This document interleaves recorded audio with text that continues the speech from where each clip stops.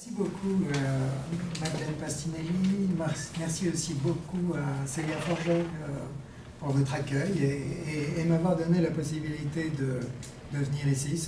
C'est une chance inespérée, je trouve, de pouvoir rencontrer les collègues de ces trois universités, d'esquisser des projets, des collaborations, de découvrir l'interdisciplinarité qui m'est chère. Et le labo auquel j'appartiens est vraiment un labo interdisciplinaire. Donc je suis ravi de ça et c'est un vrai plaisir d'être là avec vous.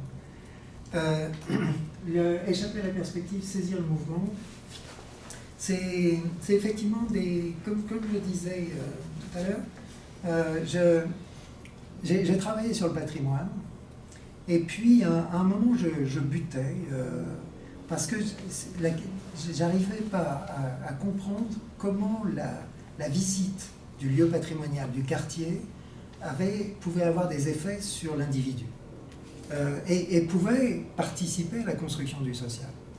Et j'ai travaillé avec des scénographes, monté des expositions, avec des vidéastes pour faire des films autour de la question du patrimoine.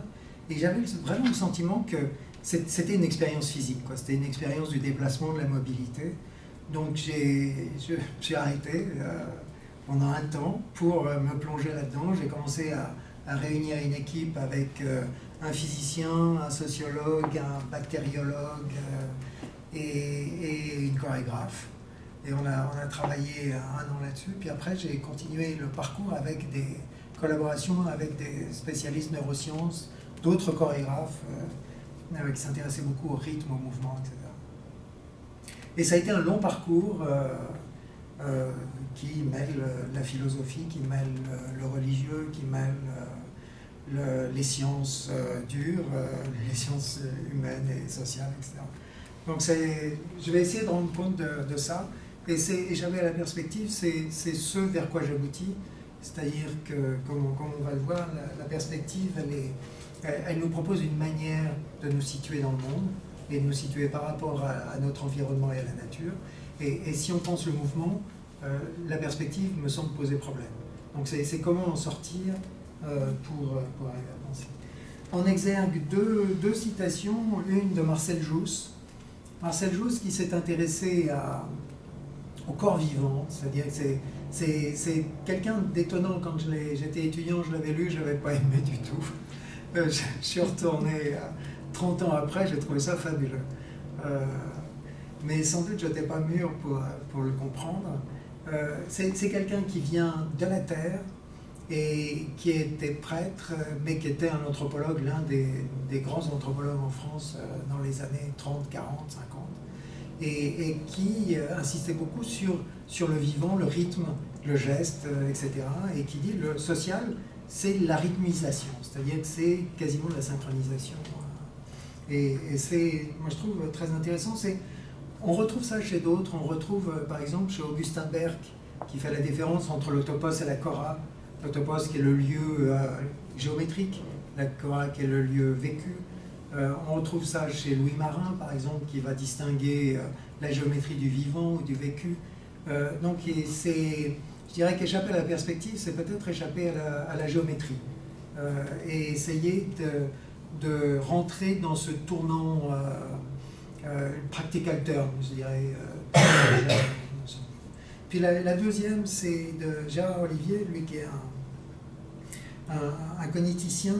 Moi, je trouve intéressant cette phrase parce qu'il montre que, en fait, le moi, le self, est ce qui nous environne, et si ce n'est continuellement en interaction, à minima continuellement en interaction, et plus normalement enchevêtré, interpénétré.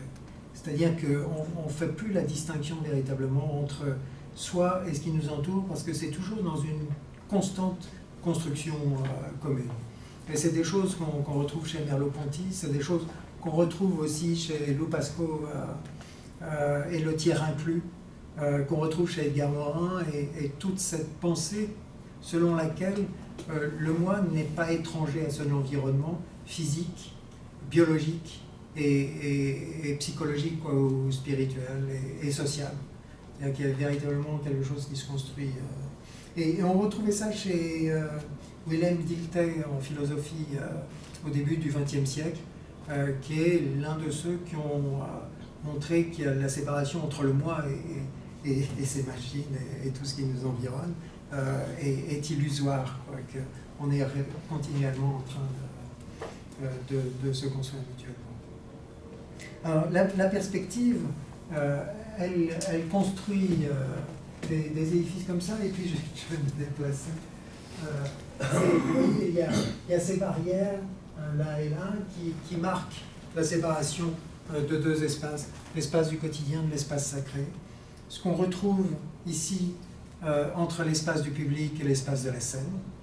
Et ce qu'on retrouve aujourd'hui, Venise, Fondation François Pinault, c'est très récent cette photo, où on isole l'œuvre d'art du quotidien pour la faire exister comme si elle appartenait à un monde autre. Et celui qui, à mon sens, qui symbolise un petit peu la lutte contre ces constructions et cette séparation, c'est Gustave Courbet, qui, autour de 1848-1850, au moment de la Révolution en France de 1948, en collaboration avec Proudhon et tout le mouvement libertaire, va imposer une scène de la vie quotidienne dans un format artistique qui était réservé aux religieux et aux scènes de bataille, c'est-à-dire aux scènes qui relevaient d'une sorte de sacralisation de l'espace du quotidien. Et les historiens ont retrouvé le nom de chacun des figurants, là, parce que c'est véritablement les habitants du village qui sont représentés ici. Vous voyez la dimension, c'est 3,15 m de hauteur sur 6,68 m de long. C'est donc, on met le regardeur devant une véritable scène du quotidien. Vous voyez, il est là, quasiment entouré de ces personnes. Et aujourd'hui, j'ai pris quelques exemples. Ça, c'est Jésus Raphaël.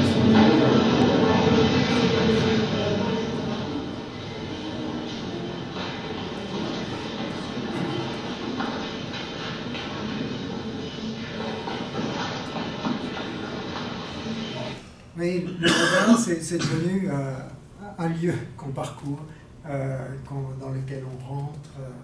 Et un autre exemple qu'on doit à la compagnie Adrien M et Claire Barden, qui joue sur le numérique, que je retrouve là.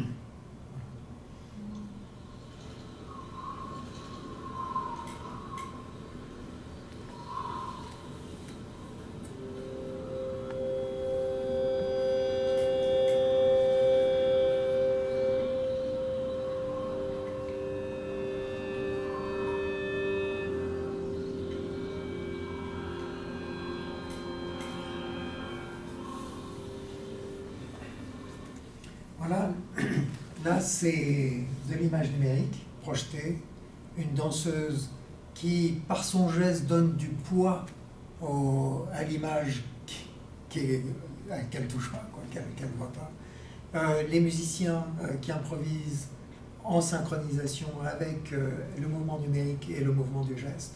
Et les spectateurs qui sont tout autour, qu'on ne voit pas, qui sont dans le noir, mais qui sont éclabousés, je dirais, par la lumière, et qui sont à 2 mètres de la danseuse, et qui ont les musiciens juste à côté. Et tout ça sur la scène, je dirais, si ça se passe dans un théâtre. Et on a véritablement ce partage de quelque chose qui est en train de se faire, qui ne peut pas être prémédité, c'est-à-dire on ne peut pas laisser passer la bande vidéo, et puis le danseur qui a ses gestes, et puis les musiciens qui a sa partition. Tout ça doit vraiment travailler ensemble, sinon l'effet est perdu. La perspective. La perspective, c'est Léon Battista ici qui met un œil, vous voyez, en dehors du cadre. Et ça, c'est important parce que pour moi, la perspective, elle marque l'extériorité au monde. C'est l'être humain qui est différent de la nature. C'est la séparation culture-nature. C'est l'absence de corps. Et ici, c'est pas toujours le cas, mais c'est toute la dimension sensible qui va être évacuée, parce qu'on est en train de construire une géométrie de la connaissance qui va permettre de relier les choses entre elles et de le proposer de cette manière. C'est ce qu'on retrouve, je passais pas mal de temps chez Descartes, Leibniz, Kant, c'est ce modèle-là. C'est ce modèle de pensée et c'est comment éviter ou contourner les pièges que tend la sensation pour arriver à la véritable connaissance qui est une connaissance conceptuelle, construite, théorique.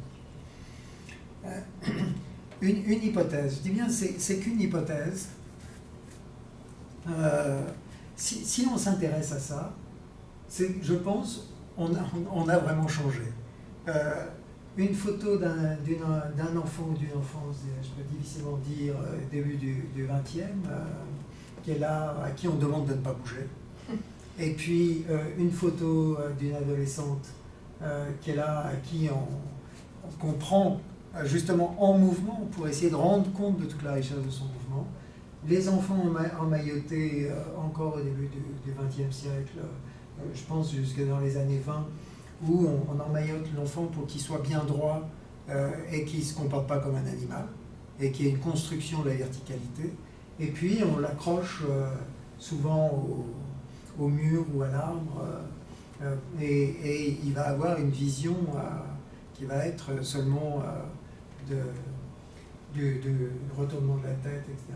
Et puis les enfants aujourd'hui qu'on véhicule et qui sont dans le monde comme devant un cinéma à 360 degrés ou presque, ou au moins à 180, et qui voient le monde continuellement en train de changer et en train de se construire au fur et à mesure qu'ils le découvrent.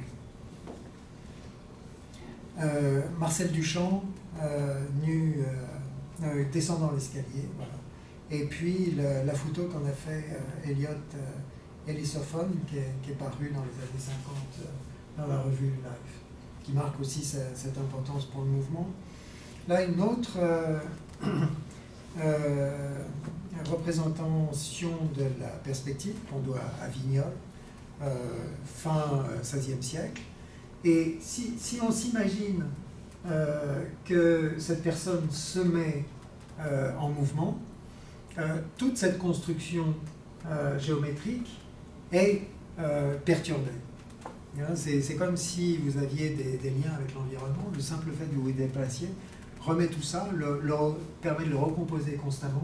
Alors soit on peut effectivement se dire il y a un point de vue et il y a cette notion de chiasma qui est évoquée à l'époque pour essayer de comprendre pourquoi on ne voit qu'une figure alors qu'on a deux yeux, et le chiasma est le lieu où toutes les sensations se rencontrent. On peut dire que ce chiasma c'est le point de vue, mais si il y a un point de vue, on réduit la personne à ce point de vue. Et alors qu'elle est en mouvement, qu'elle a plein de sensations, qu'elle éprouve des choses, que ses gestes vont être modifiés par son déplacement, etc. Ou par le sentiment qu'elle a de sa propre personne. Et il me semble qu'on est obligé de revenir là-dessus. Et ce qui est intéressant aussi, c'est ce mouvement. Là, j'ai montré début 20e les photos actuelles, mais il y a très tôt, dès le début du 19e, des expériences de mouvement. C'est début du 19e, autour de 1802, c'est l'invention du train, la ligne Londres-Brighton. On s'intéresse déjà au premier mouvement, et aux États-Unis, il y a des spectacles qui permettent d'asseoir, là par exemple, et puis il y aurait deux fils des fenêtres du train ou du bateau, et vous avez des rouleaux qui font défiler le paysage et qui vous donnent l'impression qu'effectivement la perception, c'est plus quelque chose de permanent, mais c'est quelque chose qui est continuellement en train de se reconstruire. Et Clément Géroux dit la vision a dès les années 20-30 partie liée avec l'éphémère, avec de nouvelles temporalités, de nouvelles vitesses, de nouvelles expériences du flux et du vieillissement, etc. Donc ça construit une nouvelle personnalité, et on peut faire le lien entre ça et Courbet que j'évoquais tout à l'heure, mais aussi on peut faire le lien avec d'autres, comme on va le voir. Clément Chéroux s'est intéressé au voyage depuis le train. Et il montre que les voyageurs, au début, ne voyaient pas le spectacle et qu'ils ont dû faire l'apprentissage du voir à cette vitesse-là. Ce qui nous paraît, on a le sentiment que l'œil, dans toutes les situations, il voit, mais que là, il y a véritablement une reconstruction de la vue pour s'adapter à ce mouvement. Et puis, ça nous ouvre aux impressionnistes, là, à la peinture de Corot. Henri Vincenot, qui est un essayiste, sculpteur, philosophe, a travaillé sur Corot, et il disait que Corot, que selon Corot, sa peinture, c'était pas des portions de paysage, mais c'était le paysage saisi par un proveneur en mouvement. C'est-à-dire que toute cette peinture, c'est on se déplace et les choses scintillent et se modifient, etc. Là, c'est la sortie des frères Lumière. Et les frères Lumière ont donc l'invention pour les Français, l'invention du cinéma. Dès 1897, il y a dans le catalogue des films qui sont faits depuis la plateforme d'un train. C'est un opérateur, un jour, il s'est dit, nous on est là figé, on regarde, les trains vont rentrer en gare, ce qui sera intéressant, c'est de se mettre dans le train et filmer depuis le train ou depuis un bateau, etc. Jonathan Crary, l'art de l'observateur, montre aussi qu'il y a une véritable construction de l'homme en mouvement qui s'est faite à travers la construction des nouveaux espaces urbains, les nouvelles technologies, les formes d'éclairage, les miroirs dans les bâtiments, etc., qui vont jouer avec ce mouvement. Et puis le mobility turn qui nous invite à moins penser l'action humaine comme quelque chose qui irait d'un point de départ à un point d'arrivée, comme la pensée occidentale l'a construit, mais penser véritablement en termes de processus, c'est-à-dire quelque chose qui est sans début ni fin, en quelque chose et qui se construit toujours. C'est ce qu'on trouvait déjà chez Baudelaire, avec le transitoire, le fugitif et l'homme moderne, hein, qui était cet homme en mouvement, qui par le mouvement se trouve lui-même. Et puis Paul Janet, qui débute les premiers, ou parmi les premiers avec Charcot et toute cette époque, premiers travaux en neurosciences, qui dit que la pensée est liée au mouvement. Donc on a véritablement là quelque chose qui se construit. Alors, saisir le mouvement, ça a été une préoccupation de beaucoup de gens. Donc j'ai toute une partie là-dessus parce que ça me semble important aujourd'hui de se situer dans cette appréhension-là, essayer de comprendre comment se fait la mobilité, si la mobilité est en lien avec la pensée, ce que pensait déjà vers 1880 Ernst Mach. Ernst Mach, c'est un philosophe physicien de l'Empire austro-hongrois qui va influencer Freud et Ferenczi et qui vont inventer la psychanalyse, mais qui va aussi influencer tous ceux qui inventent la mécanique quantique. Et Ernst Mach, moi quand j'ai découvert ça, j'ai trouvé ça fabuleux parce qu'il travaille sur la perception et il montre comment le physique et le psychique ne sont pas des mondes séparés, mais c'est des mondes qui se construisent mutuellement. 1880, ces textes, donc il y a tout un passé quoi, qui est, moi je trouve, passionnant pour moi à redécouvrir. Sur la perception du mouvement, en France, on a Étienne Jules Marais, qui est physiologiste, qui fait une thèse sur la circulation du sang, qui est médecin et professeur au Collège de France, et qui va s'intéresser au mouvement des êtres humains, des oiseaux. Là, on a une série de photographies qui permet de saisir le vol de l'oiseau. Là, il invente un fusil photographique, 12 images par seconde. C'est autour de 1880, hein, il invente ça. Voilà l'appareillage. ce qui permet de saisir les corps en mouvement. Là, il invente un certain nombre d'appareillages. On voit là à droite tout ce qui permet de mesurer les mouvements du corps.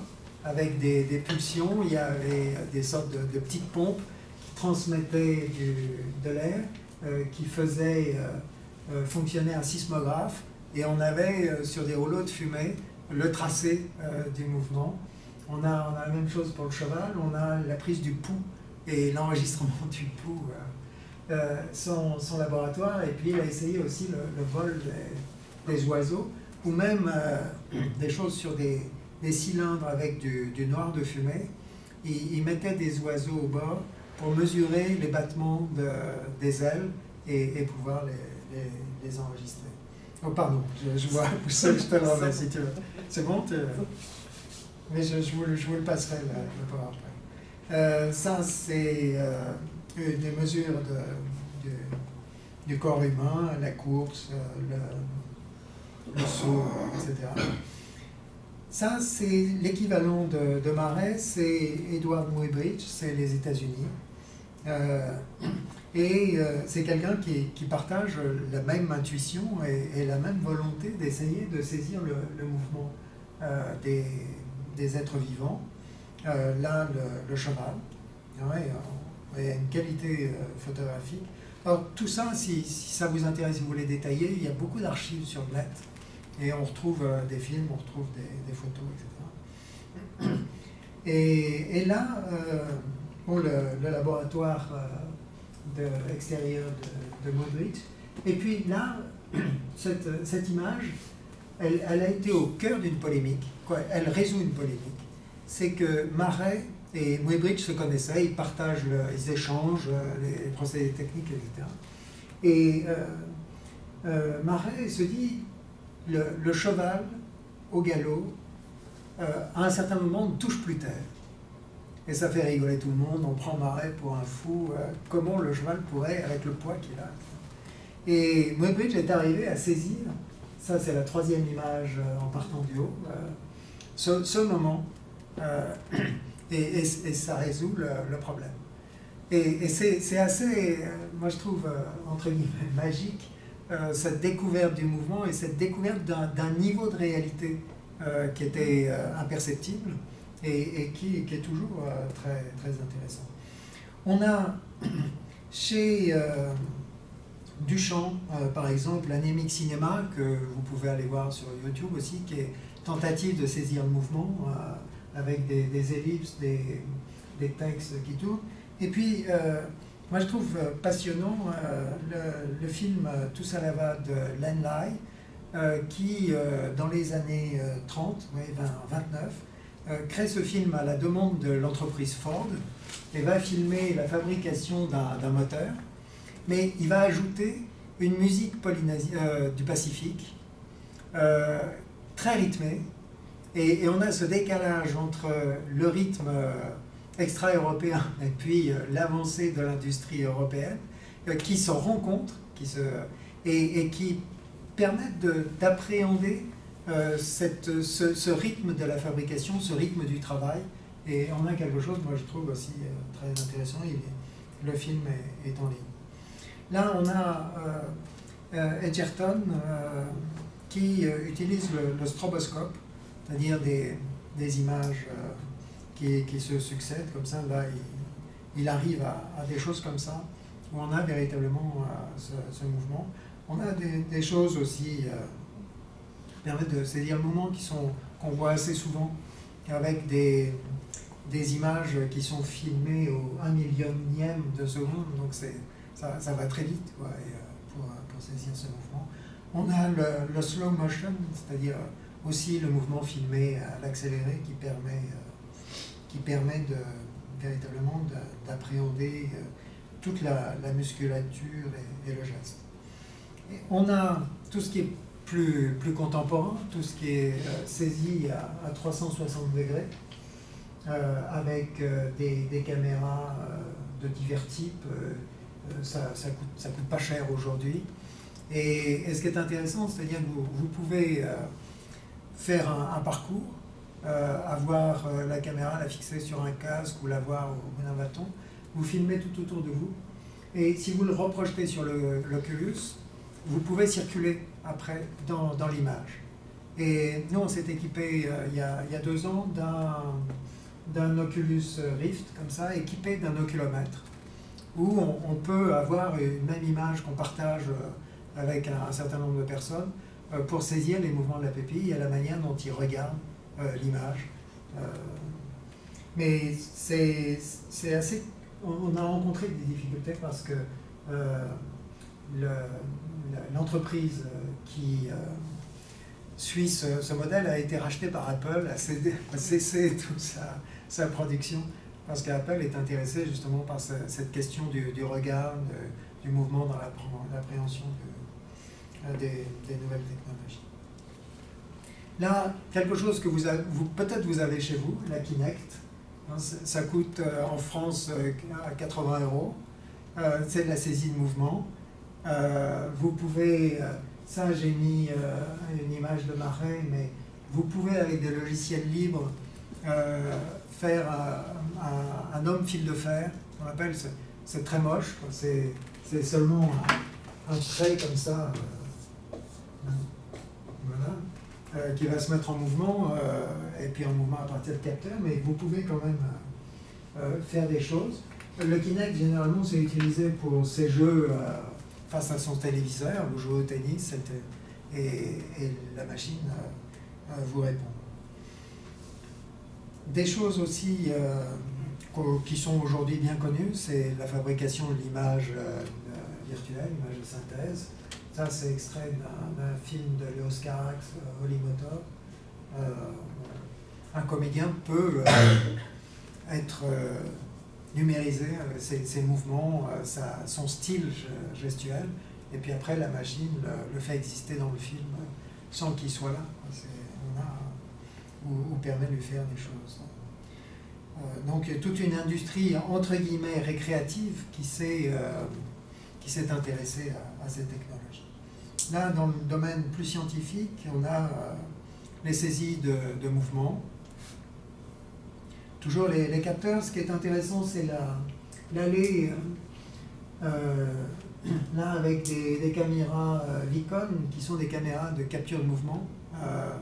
Et quelqu'un va jouer, courir ou jouer ou faire quelque chose, mais il le fait toujours dans un espace qui est limité parce que les caméras ça coûte cher. Je sais pas moi, équiper 500 mètres d'une rue de caméras comme ça début cher.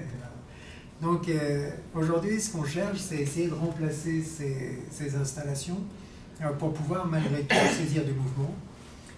Les GPS ne sont pas assez précis. On est sur, je vous vois faire la moue, et même si on le fait à l'intérieur avec des systèmes Bluetooth pour essayer de saisir le mouvement, on a des variations qui peuvent être de 40 cm. 40 cm dans le meilleur des cas, c'est difficile à atteindre. Pour un geste, je commence le geste là, mais je le finis là sans avoir bougé, quoi. Donc c'est pas encore tout à fait au point. Et puis il y a une question qui est importante, c'est celle de la modélisation. Nous on n'est pas encore là, mais moi c'est mon rêve, c'est d'arriver à mesurer des situations. Il y a des informaticiens, ils font pas mal de recherches sur les mouvements de foule par exemple, mais on peut avoir quelqu'un qui travaille ou des gens qui ont une conversation, etc. Comment mesurer tout ça, entre guillemets, le capturer, et puis recréer de l'image qui ne soit pas du fil de fer, mais qui ait une véritable dimension esthétique. Là, on est associé à une école de dessin, création de bande dessinée, jeux vidéo, système 3D, pour essayer d'avancer dans ces nouvelles technologies. Voilà, on arrive à Captail et notre projet à Beyrouth. C'est un projet qu'on a en collaboration avec l'Université Saint-Joseph, qui est à Beyrouth, l'IFPO, l'Institut français et Proche-Orient, et à gauche Thierry Boissière, et puis Mouloud Boukala de l'ECA. Ce projet, vous voyez, je voulais l'amener, mais le kilomètre, mais je n'ai pas pris le risque. Avec les rues verglacées, je me suis dit que ça m'emmerde, ça coûte cher, et il ne faudrait pas le casser. Mais vous voyez le principe, la paire de lunettes est là. Là, il y a quelqu'un qui est au musée qui est en train d'observer la paire de lunettes. L'enregistreur, il a été construit à partir d'un téléphone portable. Donc c'est un téléphone portable auquel on a ajouté une batterie extérieure plus conséquente. Et ça se tient à la main, quoi. C'est vraiment très, très léger. Le parcours, je ne sais pas si vous voyez le rectangle blanc dans la partie inférieure gauche. On partait de là. Les personnes ont donné comme indication, et ça c'est très important, parce qu'on s'est rendu compte qu'en donnant les indications, on participe à la construction du parcours. Moi quand je dis, oui, quand je disais aux personnes, vous sortez, vous allez... Non, on sortait ensemble sur le bord du trottoir, puis je leur disais, vous prenez cette direction, et puis vous montez la rue à droite, vous redescendez en changeant de trottoir et vous revenez. Ce qui fait un parcours de 7-8 minutes. Les personnes, elles ont déjà toute l'inclinaison et toute la construction sensible de ça, et selon qu'elles connaissent ou qu'elles ne connaissent pas, et on verra que c'est intéressant, selon qu'elles connaissent le quartier, qu'elles ont l'usage du quartier ou qu'elles n'ont pas. Donc, ils montaient, et puis ils passaient devant ce gros rond blanc, ils allaient jusqu'au bout de la rue et ils redescendaient. Voilà ce que donne l'image Eye Tracker. L'Eye Tracker, c'est une caméra sur le nez, quasiment, là, au milieu des deux verres, qui filme, voilà, ça, en même temps que la personne avance. Et puis, il y a à l'intérieur de la monture 2 capteurs infrarouges qui permettent de mesurer les mouvements de la pupille.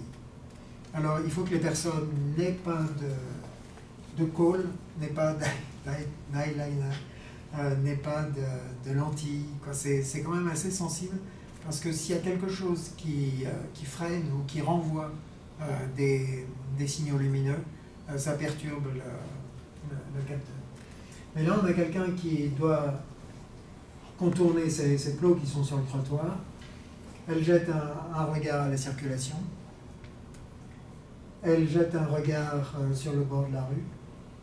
Elle la ligne du trottoir. Et puis, au loin, quand elle passe. Donc on voit qu'il y a...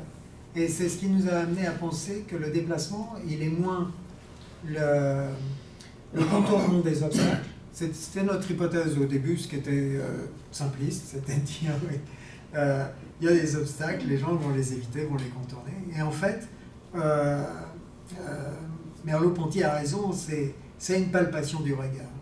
C'est-à-dire que la personne, elle va s'assurer, mais en s'assurant, elle a déjà fait le geste, quasiment. C'est-à-dire que ce qu'on ne voit pas là, et c'est l'un des défauts de l'Eye Tracker, c'est qu'on a la fovea, ce que cache l'ongle du pouce, par exemple, mais on n'a pas toute la vision périphérique.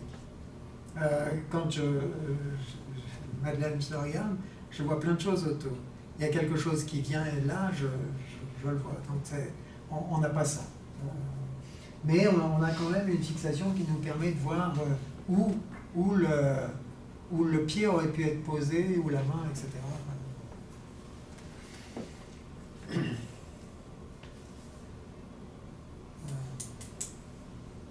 Je vais vous passer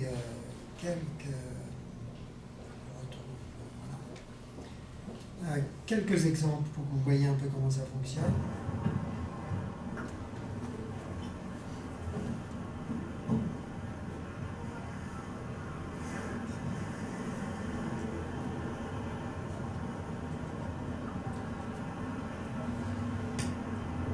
Il allume une cigarette.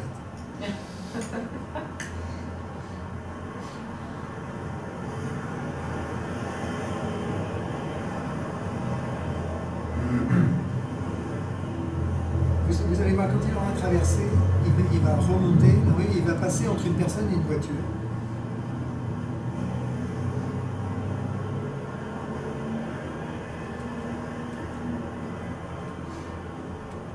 Voilà. Alors, la méthodologie, on équipe la personne,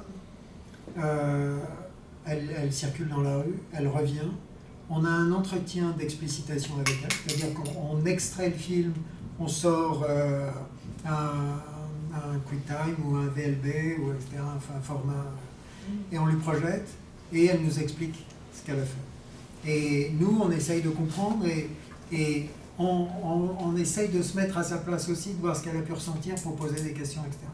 Et quand je vous disais, faites attention quand la personne passe entre la voiture et la personne, moi, quand c'est moi qui ai fait l'entretien d'explicitation avec cette personne, et j'ai été surpris, c'est pas pourquoi, j'ai été surpris qu'elle aille chercher ce petit espace entre la personne et la voiture. Donc je lui ai posé la question, elle m'a dit, moi je circule beaucoup en scooter à Beyrouth et je sais que c'est dangereux. Donc là les voitures passaient derrière moi, donc je me mets à gauche parce que la personne qui vient, elle voit les voitures, elle est sécurisée. Et ça nous amène en sciences cognitives sur des choses qui sont passionnantes, c'est-à-dire que le mouvement agit sur une zone qu'on appelle temporopariétale, qui agit à la fois sur le mouvement et sur la préservation de soi et sur l'organisation de ses sensations. Et là, on était typiquement là, c'est-à-dire que cet intérieur, cet extérieur que j'évoquais avec la citation d'Olivier au tout début, on la retrouve là en acte.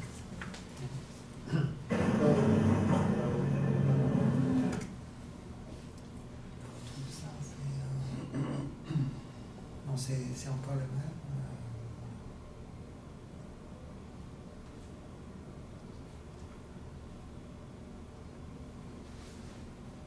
Voilà, ça c'est le deuxième.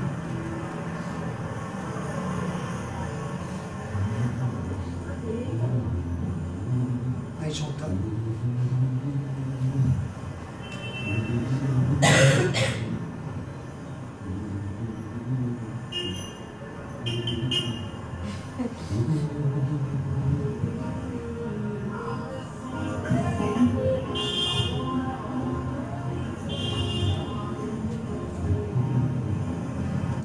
Voilà.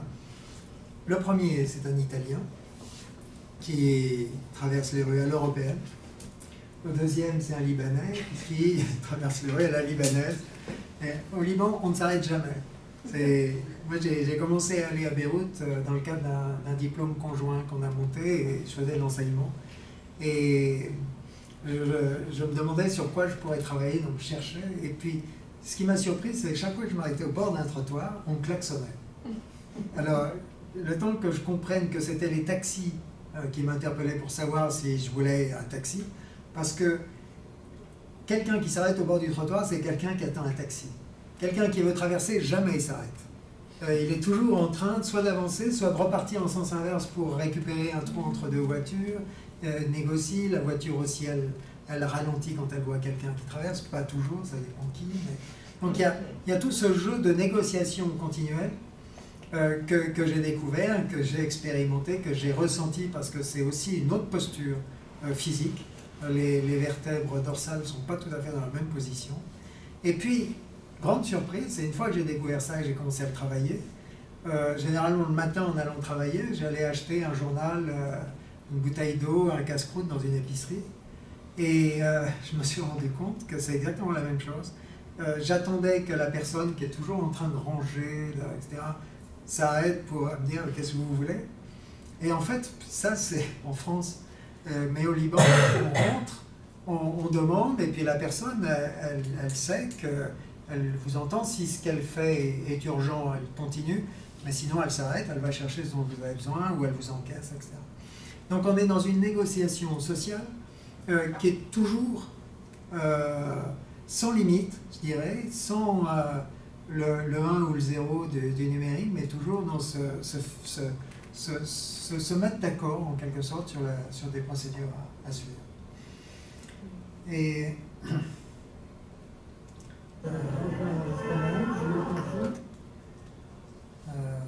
voilà, ça. alors ça, je vais vous montrer, ça c'est aussi...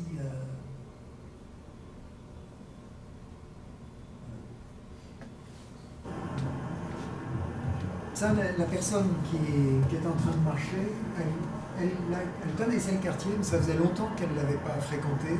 Donc elle regarde un petit peu tout autour. Et puis là, elle se trouve devant cette personne âgée qui va trop lentement et dont elle ne sait pas comment doubler.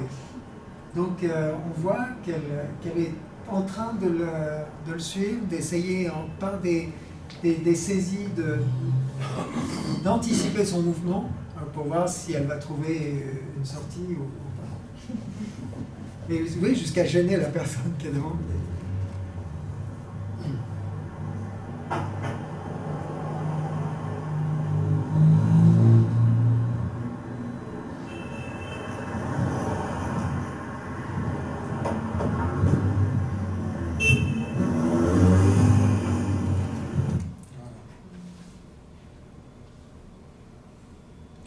Bon, je ne sais pas si je vous en passe, j'ai encore un peu de temps ou...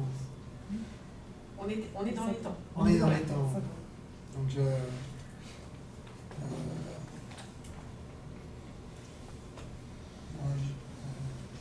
juste encore un peut-être. Ça c'est une personne âgée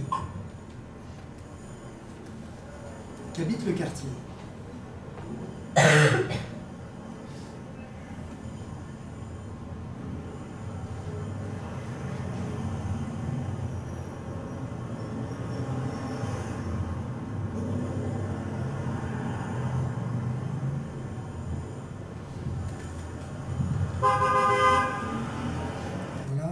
Et puis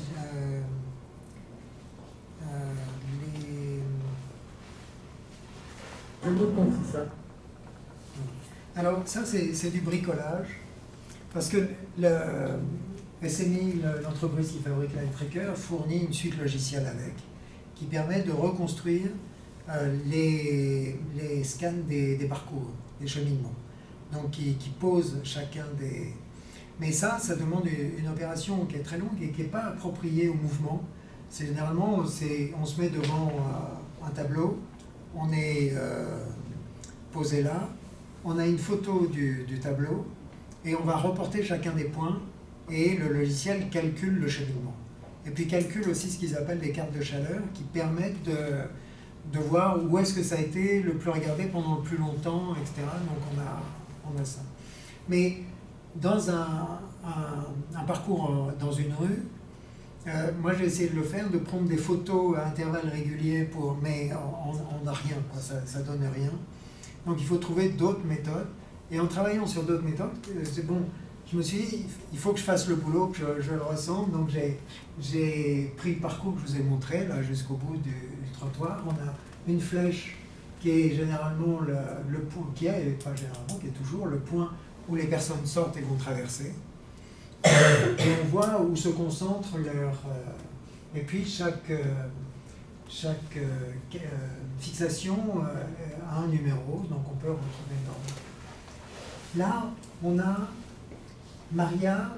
Maria, c'est la personne qu'on vient de voir. Vous voyez, elle connaît le quartier.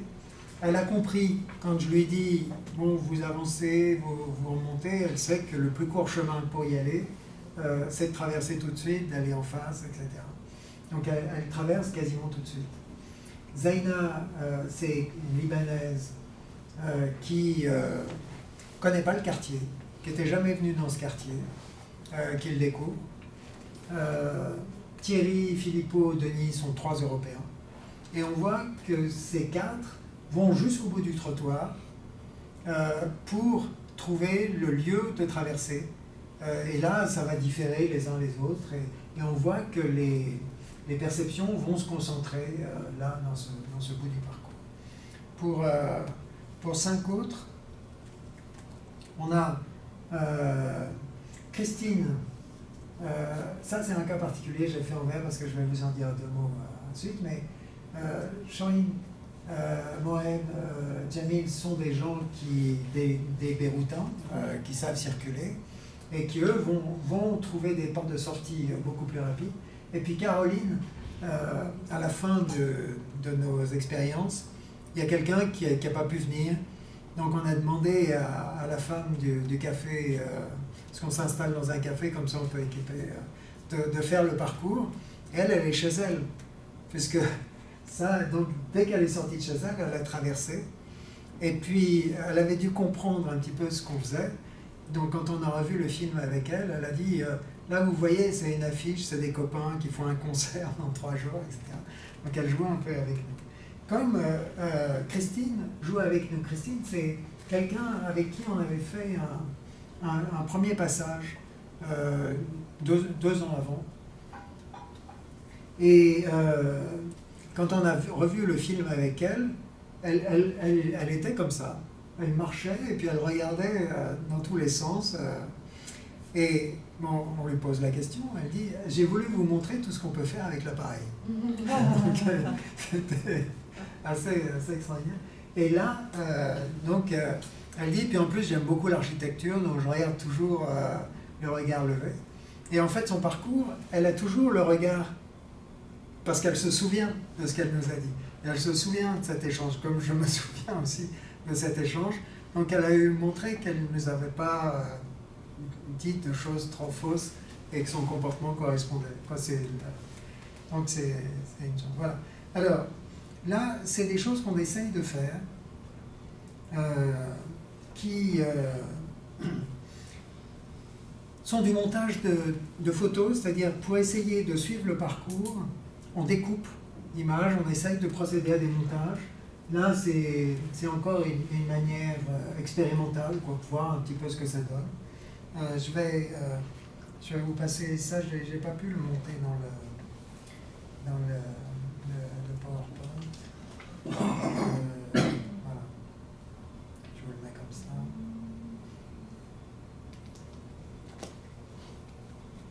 Voilà, donc Maria, Christine, et là, donc, qui regarde, vous voyez, plutôt dans les étages. Caroline qui traverse tout de suite. Choï qui va traverser. Alors, ce qu'on essaye à travers ça, vous voyez, c'est... je me déplace quand même un peu. C'est... là, on a des bouts de trottoir, on a cet espace où elle nous montre.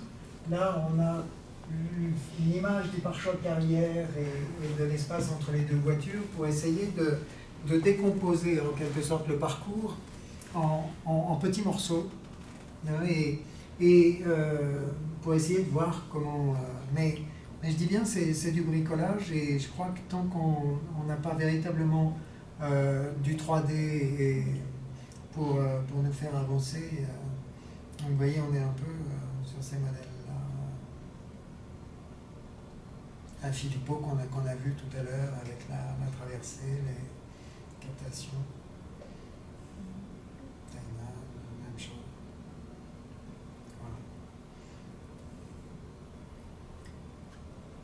Et ce que les cogniticiens disent, c'est que souvent dans le déplacement, les personnes vont privilégier les zones où il n'y a pas trop d'informations, pour ne pas être saturé et pour pouvoir associer leur mouvement à ces zones.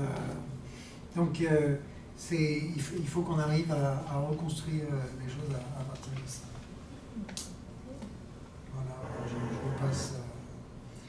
J'en ai encore 3. Donc Michel de Certeau, pour expliciter un petit peu, c'est un auteur, moi je trouve très intéressant, très utile sur la marche en ville, et qui fait le lien entre marche en ville et la langue, l'acte de parole. Et ça, c'est quelque chose que j'ai développé à Chicoutimi, c'est ce rapport entre le mouvement et le langage, comment on construit les choses comme ça en palpant, en tâtonnant et en développant son mouvement.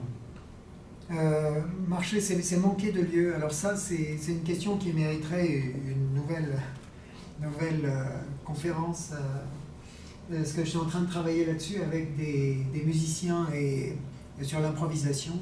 Marcher, c'est manquer de lieu, c'est-à-dire qu'on n'est jamais dans un endroit en particulier, mais on est toujours dans l'influx, dans ce devenir du mouvement. Et on voit dans les musiciens qui improvisent, ils sont jamais dans une succession de temps, mais ils sont dans ce mouvement qu'ils partagent. Et là, avec l'Opéra de Lyon, on a travaillé sur un projet qui mêle artisans et musiciens de l'opéra, donc des musiciens d'excellence. Et on a un boucher, par exemple, qui travaille avec un contrebassiste. On a une coiffeuse avec une harpiste, etc., etc.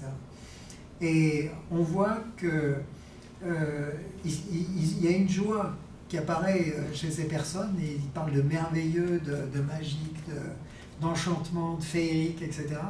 Parce qu'ils arrivent à se syntoniser avec les corps des musiciens et des artisans. C'est-à-dire qu'il y a véritablement quelque chose qui...